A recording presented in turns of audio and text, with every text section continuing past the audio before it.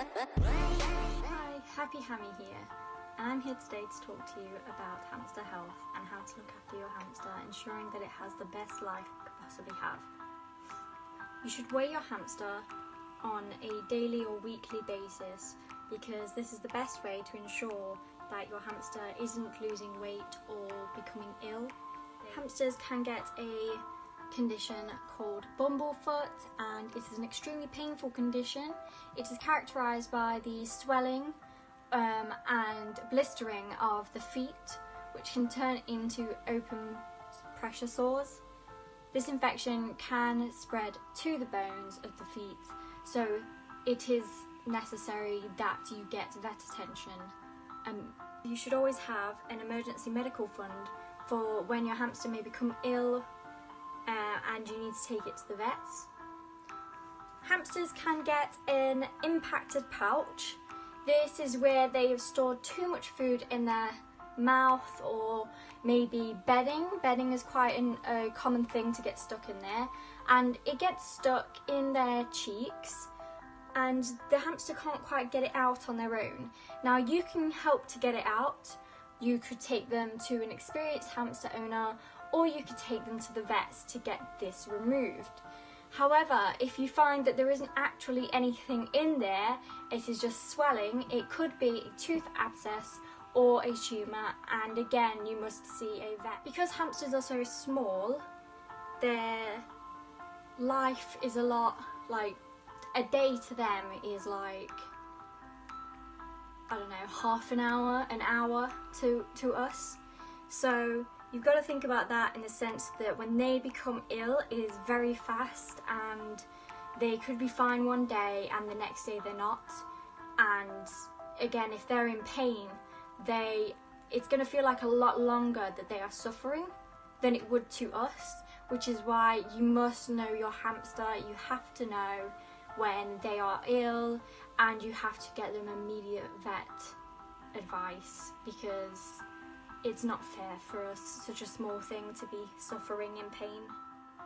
If your hamster is subjected to low temperatures of about 5 degrees Celsius, then they can enter a state of torpor. Now, this is just a fancy word for hibernation. With central heating nowadays, it doesn't happen very often, but it still can happen, especially with dwarf hamsters because they're a lot smaller. It's a lot harder to hold in body heat. If your hamster has blood in the ears or nose, this could mean that they have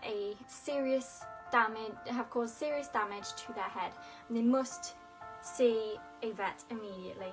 Another sign of damage to their head, such as like brain damage, is twirling and stargazing. Now, twirling is where a hamster obviously has brain damage, whether that be that it was born with it or it has fallen and damaged its head.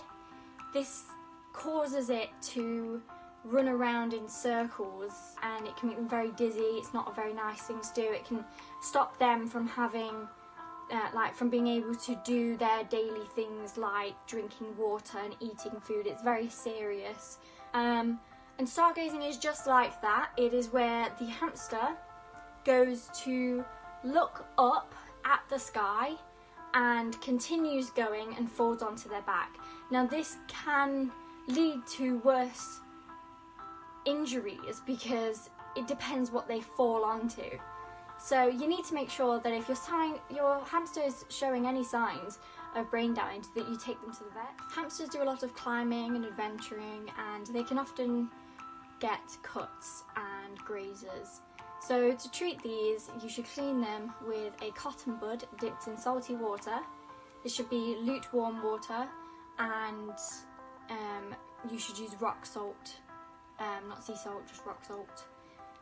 And this is your best way of helping the hamster to clean it. In most cases, the small grazes, the hamster will clean themselves.